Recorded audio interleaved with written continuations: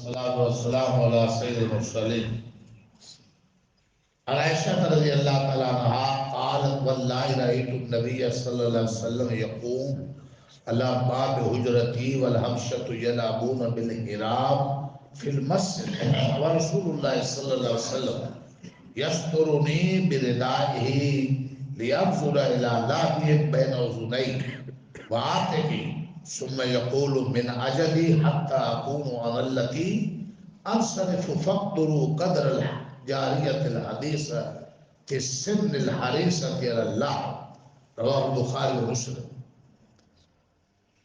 میاں بیوی کی ذمہ داریاں اور ایک دوسرے کے حقوق، خاوند کا اپنی بیوی سے اچھا سلوک، خوش طبعی، دل لگی، یہ اتنی اہم ہے اور حدیث کی روشنی میں بیان ہو رہی ہے۔ اس سے گھر آباد ہوتے ہیں، طلاقوں کی نوبت نہیں آتی، بچوں کی تربیت پر اثر پڑتا ہے، جی نسلوں میں، خاندانوں میں اتحاد و اتفاق قائم ہوتا ہے، اور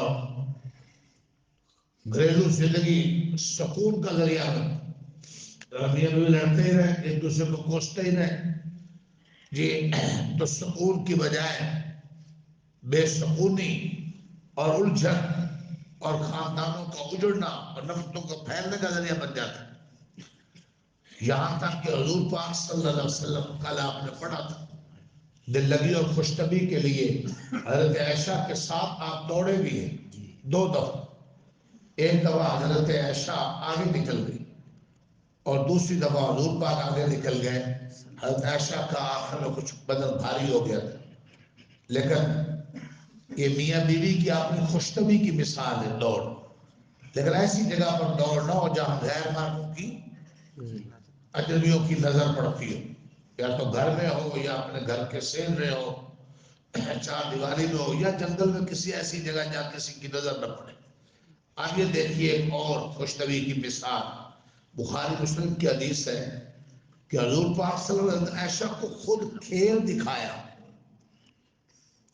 کب وقت حضرت عائشہ، یہ دیکھیں حضرت عائشہ صدیقہ رضی اللہ عنہا روی ہیں، بیان کرتی ہیں، خدا کی قسم میں نے یہ منظر دیکھا ہے کہ ایک روز حبشی لوگ مسجد میں نیزہ ماری کا کھیل کھیل رہے تھے۔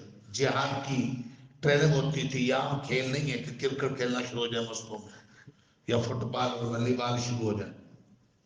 وہ جو حبشی لڑکے تھے وہ جہاد کا، بدر سے لے کر تبوک تک جنگیں حضور پاک نے 27 خود لڑی، اور کتنی جنگوں میں صحابہ کو بھیجا، تو جنگی مشقیں، تو کافروں سے جنگ اسلام کے غلبے کے لیے اور ان کی طاقت کا زور توڑنے کے لیے یہ خود بہت بڑی عبادت ہے۔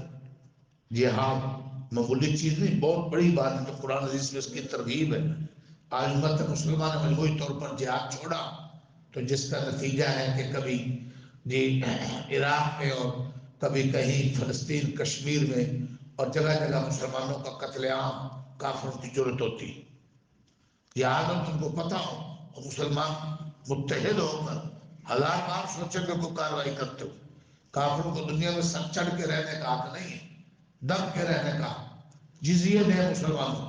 یہ مسلمان حکومتوں کی اور جنہوں نے مسلمانوں کی امت مسلمہ کی سکیورٹی کرنی تھی وہ کافروں کے اداکار بن گئے، اور جہاد امت مسلمہ نے چھوڑا، عیاشی اور خواہشات اور شہوت پرستیوں کا شکار ہو کر آج امت جیسے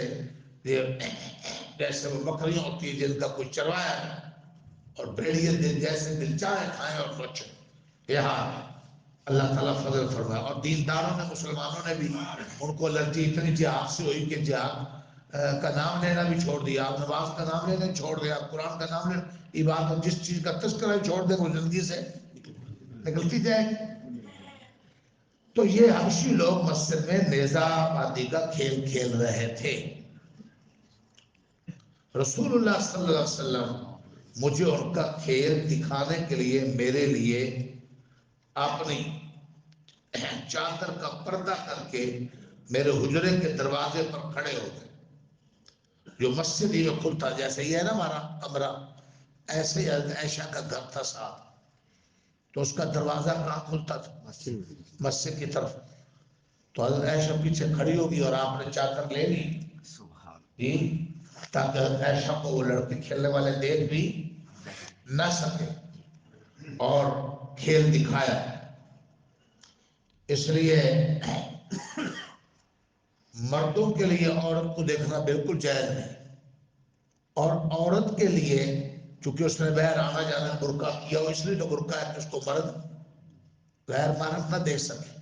اگر اس کا پردہ پورا اس کو دیکھا نہ جا سکے اور برائی کا خدشہ نہ ہو، عورت بے دین شہوت پرست نہ ہو، تو اس طرح کے کھیل کو اس کے دیکھنے کے لیے کوئی گنجائش ہوتی ہے۔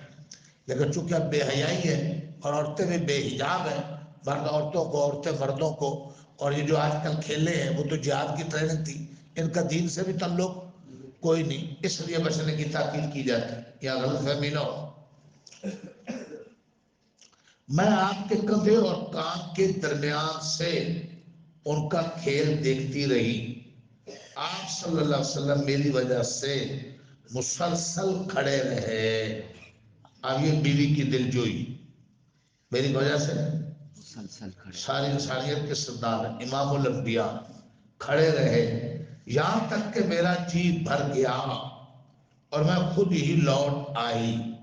حضرت عائشہ صدیقہ رضی اللہ عنہ فرماتی ہیں کہ اس واقعے سے اندازہ کرو کہ ایک نو عمر اور کھیل تماشا سے دلچسپی رکھنے والی لڑکی کا کیا مقام تھا، کتنا آپ نے ان کے دل کا خیال کیا۔